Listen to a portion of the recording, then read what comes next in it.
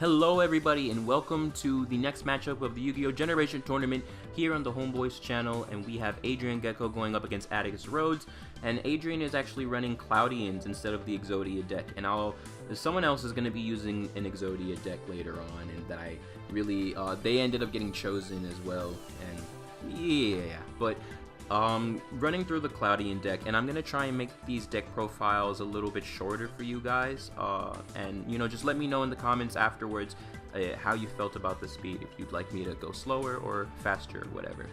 But Cloudians cannot be destroyed by battle, and unfortunately, you know, the downside to that is they have very low attack, and if they are ever in defense position, they automatically get destroyed.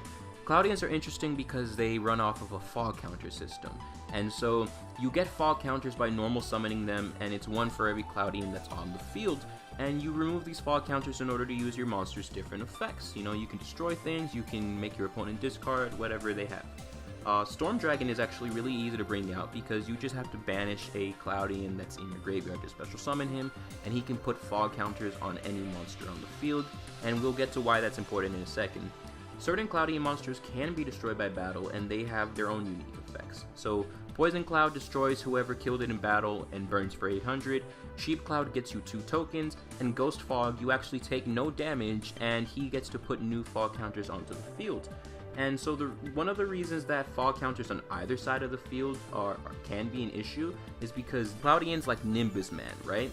So Nimbus Man actually gains 500 attack for every fog counter that's on either side of the field, and you can tribute any number of water monsters on your side of the field in order to tribute summon him so that he can gain a fog counter for each water monster that was used. Then, you know, we actually have Eye of Typhoon, who isn't the greatest Cloudian, but he's in the deck because he was the quote-unquote boss monster and whatever, and, you know, Adrian ran him. And all he does is he changes the battle position of monsters whenever he attacks, as long as they're not Cloudian monsters, you know? Since almost all the archetype is fairy, you do have the Sanctuary in the Sky, and you have your Terraforming. They have Cloudian Squall, which puts a fog counter on every monster during your standby phase, and you'll see why this is actually very deadly, and it's not just because of Nimbus Man. You have something kind of like the Valhalla spell card that fairy decks use, which is Summoning Cloud, and this can actually summon Cloudians from your hand if you have no monsters, or by tributing the spell card, it can be a monster reborn for your Cloudians. You have this one monster destruction card in Exploding Cloud. However, whoever you destroy, you will take damage equal to their attack, so this is actually very risky to use. Due to how weak Cloudians are, and how easy it is to put them into the graveyard if you don't have a good setup or a good field period, we did give them not just Soul Charge, but the anime version of Soul Charge, which is even more powerful than the original printed version. And you know, this was sort of a power balance type of move that I made. And as for why fog counters can be deadly, you do have 2 copies of Updraft, and for whatever weird reason, some Cloudian cards have burn incorporated into them. Remove all fog counters on the field to do 300 damage for each one removed this way. This can be really disgusting if you can somehow stack up enough counters. Now, as for the side deck, we do run Fog King, and this is the original Fog King and not the anime version. So you contribute 1 monster, 2 monsters, or no monsters to summon him. Whoever you use, their attack goes added to his attack. Neither player can tribute cards as long as he's face up on the field. What's more interesting is his anime support card, Royal Sword. So at the end of the battle phase, if Fog King was involved in a battle, Royal Sword will gain a crest counter, and for every crest counter on it, your Fog King is going to gain 800 attack. And you can send both cards to the graveyard when it has 4 in order to do 4,000 damage to your opponent, hence why you run 2 copies of Fog King.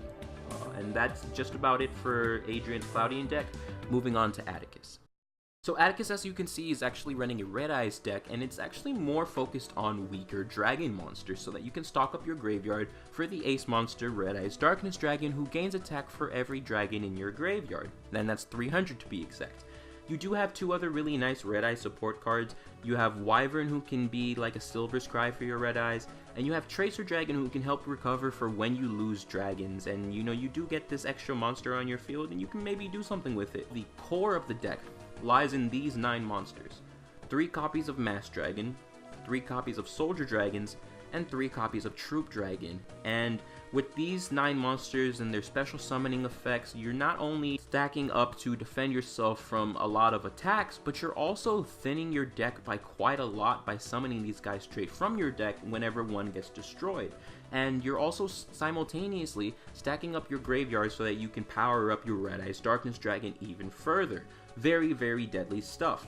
But what makes it worse, it's the spell card lineup, because you have all sorts of threats in this deck. You have Return of the Dragon Lords, because I wanted to put that in at least one deck in this whole tournament. A very powerful monster reborn that gives protection while it's in the graveyard. You have deck thinning and draw power with Card of Red Jewel. You have search and deck thinning with Red Eyes Insight. You have more burn damage with the 2 copies of Inferno Fire Blast, and yes, I do believe he ran 2 copies, which is why I put 2 in here. Then you have your Pot of Greed. You have Destruction and Burn with Dragon's Gunfire and Stamping Destruction. You have this disgusting card called Dragon's Heart. So it's actually really balanced. You can't normal summon or set the turn you play it, but you get to dump 3 dragons from your deck just to give somebody a 1000 attack boost for that one turn. And that can be the most disgusting card in this entire deck if comboed with the Darkness Dragon. But we'll see how well that goes, but honestly, with all this draw power and deck thinning, that might be pretty frequently upcoming in his hand and stuff. Then, as for the trap lineup, you have generic Red Eye supports with the Spirit, Burn, and the Return of Red Eyes. A personal favorite of mine for dragon decks are Burst Breath, and this is perfect because even though it destroys dragons on your side of the field too, that's what you want anyways if you're going to be powering up your Darkness Dragon. Now, one really interesting trap card in this deck is Magic Reflection Armor Metal Plus.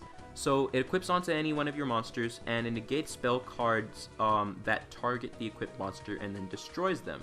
Now this is kind of like a metal morph, because when equipped to Darkness Dragon, you can tribute both of them in order to special summon from your hand your Red Eyes Darkness Metal Dragon, and no, not the TCG version. So this guy is actually upgraded effects of Darkness Dragon, an upgraded effect of the Metal Plus, plus an additional effect built into him. So instead of 300 for every dragon in your graveyard, he gains 400 attack. When a spell effect targets him, you can negate the effect. And when your opponent activates any spell card, you can discard a card to negate and then destroy it, kind of like your Dark Paladin. So I have no idea how often he's going to come up with the setup that it can take to summon him, but I would actually say that he is one of the most deadly monsters in this entire tournament, if you can bring him out. Then, you know, you have 2 copies of Red Eyes Baby Dragon who can get you a free Red Eyes from your deck to the field, power it up a little bit, and it can potentially search out your Blackstone Legend in order to get some good recycling going on, etc. And you have a copy of Dragon Shine and Super Rejuvenation, which are really nice cards that can be thrown into almost any dragon deck. But once again, if this speed was okay for you, or if you'd like me to slow down or speed up a little more, go ahead and let me know in the comment section below. But without further ado, let the duel begin.